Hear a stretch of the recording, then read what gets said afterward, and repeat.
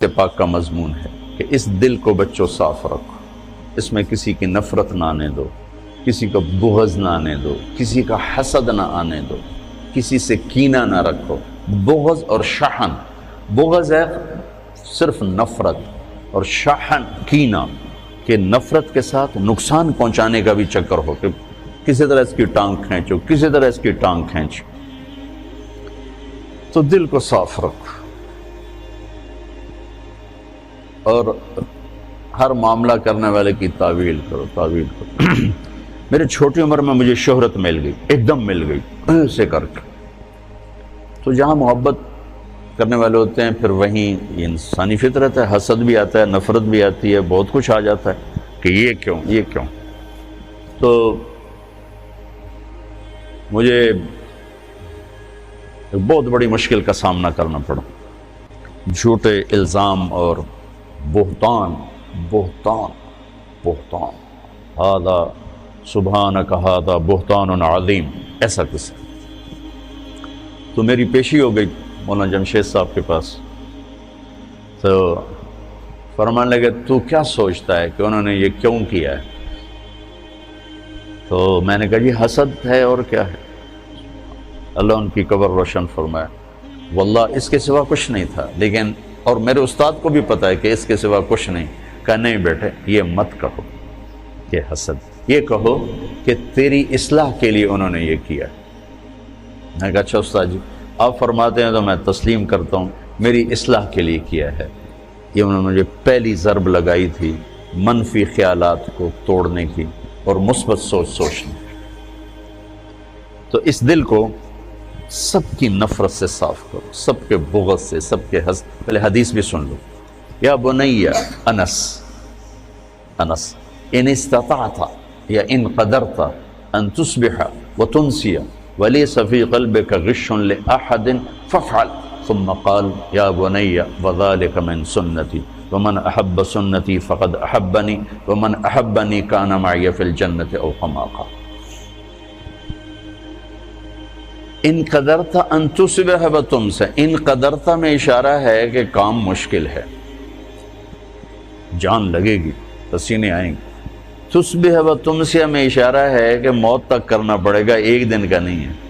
جیسے کپڑے آج دھلے ہیں، یہ 2 دن، کل انہیں پھر دھونا پڑے گا، پرسوں پھر دھونا پڑے گا، کیونکہ میلے ہو جاتے ہیں، پھر دھونا پڑے گا۔ تصبح وتنسی میں اشارہ ہے کہ یہ کام ساری زندگی کرنا پڑے گا۔ کیا کہ اپنے دل کو سب کی نفرت سے، غش سے، کھوٹ سے، غل سے پاک کر۔ اور آپ عجیب رحمت للعالمین، اپنے نبی کی رحمت للعالمین ہی دیکھو، آپ نے فرمایا لأحد، لمسلم، لمومن نہیں، لأحد، لأحد میں ساری دنیا آ گئی نا، غیر مسلم بھی آگے کہ نہیں آگے، ٹھیک کہ تیرے دل میں کسی کے لیے کھوٹ نہ، صاف کر دو۔ تو میں آپ دوسری گزارش آپ بچوں سے یہ کروں گا کہ اپنے دل کو صاف رکھنے کی محنت کرو۔ ہم پوری دنیا کے لیے اللہ کا پیغام لے کر چلنے والے ہیں، اور جو اللہ کا پیغام لے کر چلتا ہے اس کا سینے میں انسانیت کی ہمدردی ہوتی، محبت ہوتی، ان کے گناہ سے نفرت ہوتی ہے، ان کی ذات سے محبت۔ جبھی تو نبی روتا ہے، ورنہ کیوں روئے؟ کیوں روتے ہیں؟ روتے روتے کیوں؟ فلا تذهب نفسك علیہم حسرات کا کیا مطلب؟ تو دوسری بات یہ کہتا ہوں بچوں کہ اپنے سینے کو نفرت سے صاف کرو، مسلم بن کے رہو۔ علماء دیوبند نے جو تعبیر دین پیش کی ہم اس کو راجع سمجھتے ہیں اور اس کو اپنانے کی کوشش کرتے ہیں، لیکن ہم باقی سب کی تعظیم کرتے ہیں، اکرام کرتے ہیں، عزت دیتے ہیں، اللہ کی رحمت کو وسیع سمجھتے ہیں۔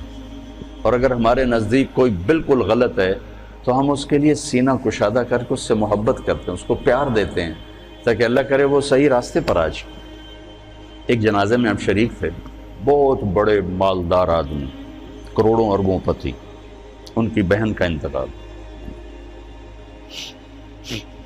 تو ایک مولانا صاحب جنازے کے لیے آئے پڑھانے، اب وہ بتا رہے ہیں کہ بھئی نماز جنازہ کیسے ہوتی، اور سارے کروڑوں پتی لوگ کھڑے ہوئے ہیں، چونکہ اتنا بڑا آدمی تھا۔ نماز جنازہ میں 4 تکبیریں ہوتی ہیں۔ پہلی تکبیر کے بعد ثنا پڑھی جاتی ہے، دوسری تکبیر کے بعد درود شریف پڑھا جاتا ہے، تیسری تکبیر کے بعد دعا پڑھی جاتی ہے۔ اور جن کم بختوں کو دعا نہیں آتی وہ توبہ کریں۔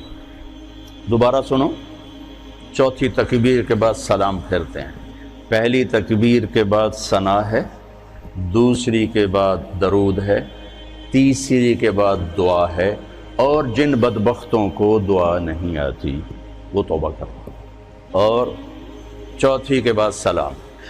آگے سارے وہ کھڑے تھے جن کو دعا نہیں آتی،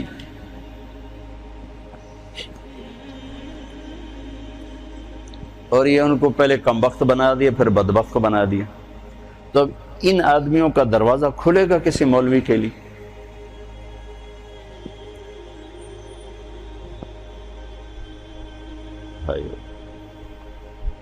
ایک دکاندار جتنے اخلاقی بنا لو، جو دیکھ کے مسکراتا ہے، جی چائے پیش کریے کہ ٹھنڈا پیش کریے، حالانکہ اس نے آپ ہی کی جیب سے وہ پیسے نکالنے ہیں۔ پروگرام سے وہ جلدی نال جا کے پیپسی لے گیا، اور آپ اس سے متاثر ہو کر 100 کی چیز 200 میں خرید کے جاتے ہو، اور آپ لوگوں کو جنت پیش کر رہے ہو اور ساتھ ان کو لعنت بھی بھیج رہے ہو، تو آپ سے بڑا بے وقوف کون ہو؟ ایک دکاندار جتنے اخلاق تو سیکھو۔ یہی کچھ بریلوی ہمیں کافر کہہ کے مسجدوں سے نکال رہے ہیں، مسجدیں دھو رہے ہیں، گالیاں نکال رہے ہیں، تو آگے تمہارے خطیب بھی یہی کر رہے ہوں، تو تم نے حق و باطل میں کیا فرق رکھا ہے، صحیح اور خطا میں کیا فرق رکھا ہے؟ ادھر بھی گالی ادھر بھی گالی، سننے والا کیا کہے گا؟ دو میں ہی ہو جائیں۔ لہذا اپنے سینے کو نفرتوں سے دھو کے چلو، پاک کر کے چلو۔ وَلَيْسَ فِي قَلْبِكَ غِشٌّ لِأَحَدٍ فَافْعَلْ۔ اس پر آپ اور اللہ کے نبی جنت میں ایسے ہو جاؤ، اکٹھے ہو جاؤ۔ تو یہ 2 باتیں ہیں، آپس میں بھی نفرت نہ کرو۔ یہ تھوڑا سا میں نے تفصیل سے کہہ دیا چونکہ آپ کا سفر شروع ہونے لگا ہے، کچھ بچے باہر سے آئے ہیں، اور پہلے تو یہ مذاکرے میں بہت کرتا تھا، ٹائم ہوتا تھا، اب مجھے ٹائم نہیں ملتا۔ پچھلے یہ جو دورے کی جماعت اب سال لگا رہی، شاید پورے سال میں 10 دن میں نے ان کو سبق پڑھایا ہوگا۔ پڑھانا تو میں کوئی نہیں ہوں، میں تو ایسی باتیں ہی کرتا ہوں، پڑھانا تو شیخ رمضی کا کام ہے، شیخ زبیر کا کام، یہ پرانے استاد ہیں، یہ پڑھانے والے ہیں، میرے جیسے تو خالی باتوں نہیں لوگ۔ لیکن وہ میری باتیں ہوتی تھیں یہی زندگی سے متعلق، تو فائدہ ہوتا تھا مجھے بھی سننے والوں، اب وہ بھی نہیں۔ اب نیا سال شروع ہو رہا ہے، کچھ بچے پہلی دفعہ آ رہے ہیں، کچھ پہلے سے یہاں ہیں، تو میں چاہتا ہوں آپ یہ سفر اس طرح شروع کرو کہ آپ کی زبان محبت کا بول بولے، آپ کے دل کے تاروں پر محبت کے نغمے چھڑیں، نہ نفرت، نہ حسد، نہ بغض، نہ غل، نہ غش، ان میں سے کوئی چیز آپ کے قریب نہ ہو، تاکہ آپ پوری امت کے لیے ایک پیغام محبت بن کے چلو۔ اس کی سارے بچے نیت کرتے ہو نا؟ ہاں، سارے اس کی نیت کر کے چلو۔ جس کو آپ غلط سمجھتے ہو سمجھو، آپ کے پاس دلائل ہیں، سمجھو، لیکن اس کا مطلب نفرت تو نہیں، سب نفرت نہیں۔ میں 3 چلے لگا رہا تھا، 3 چلے، تو ایک گاؤں میں ہم گئے تو ایک مولانا صاحب نے اتنی گالیاں نکالی، ماں بہن کی گالیاں، ماں بہن کی گالی، کھڑے ہو کر مسجد میں، اور بستر اٹھا کے ہمارے باہر پھینک دیا اور گاؤں اکٹھا کر لیا۔ تو اب میں چونکہ نیا کالج سے آیا تھا، اب میرا دماغ خود فیصلہ کر رہا ہے کہ یہ مولانا صاحب یہ کہہ رہے ہیں کہ ہم عاشق رسول ہیں، اور یہ ماں بہن کی گالیاں نکالتا جا رہا ہے۔ ماں بہن کی گالی نکالنا تو انسانیت کے ماتھے پر داغ ہے، چیز ہے کہ علم اور قرآن اور حدیث اور عشق رسول، اور یہ جن کو گالیاں نکال رہے ہیں ان کو کہہ رہے ہیں گستاخ رسول ہیں، یہ بولتے نہیں اور دعائیں دے رہے ہیں، دعائیں دے رہے ہیں۔ ہمارا امیر کہہ رہا تھا بھائی دعا کرو، بھائی اللہ ان کے دل بدل دے، دعا کرو۔ تو مجھے کسی دلیل کو سمجھنے کی ضرورت نہیں پڑی، حالانکہ میں بالکل نیا تھا، میرا رائمنڈ سے پہلا سفر تھا، پہلا۔ تو اس واقعے نے میرے اندر ترجیحات خود قائم کر دیں کہ یہ گالیاں دینے والا غلط آدمی، یہ صحیح نہیں ہو سکتا، اور یہ جو صبر کر رہے ہیں یہ صحیح آدمی۔